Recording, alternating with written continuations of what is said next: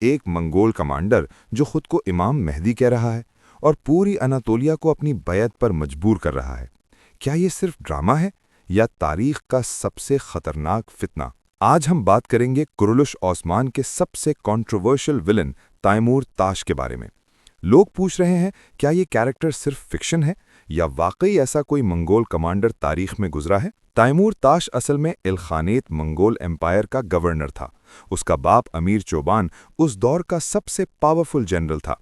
اسی پاور کی وجہ سے تیمور تاش کو اناتولیا کا رولر بنا دیا گیا، وہی اناتولیا جہاں اورحان غازی اپنی ریاست بنا رہا تھا۔ اس لیے ڈرامہ میں اس کا اورحان کا دشمن ہونا 100% لاجیکل اور ہسٹوریکل ہے۔ ڈرامہ میں ہم دیکھتے ہیں کہ تیمور تاش اورحان پر ظلم کرتا ہے، قلعے گراتا ہے، لوگوں کو دھمکی دیتا ہے۔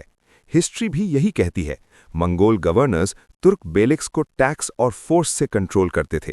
اورحان جیسے لیڈرز ان کے لیے خطرہ تھے۔ اب سب سے شاکنگ پارٹ، تیمور تاش نے واقعی خود کو امام مہدی کہنا شروع کر دیا تھا۔ اس کا مقصد سمپل تھا، دین کو سیاست کے لیے یوز کرو اور عوام کو ایموشنلی کنٹرول کرو۔ لوگوں سے بیعت لی اور اپنی حکومت کو الہی مشن بنا دیا۔ ڈرامہ نے یہ چیز بالکل ٹھیک دکھائی ہے، لیکن تاریخ کبھی جھوٹ کو زیادہ دیر تک برداشت نہیں کرتی۔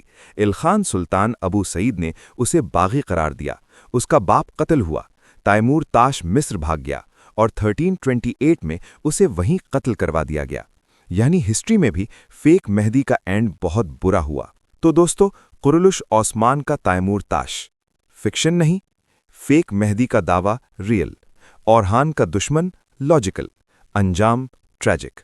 آپ کیا سوچتے ہو؟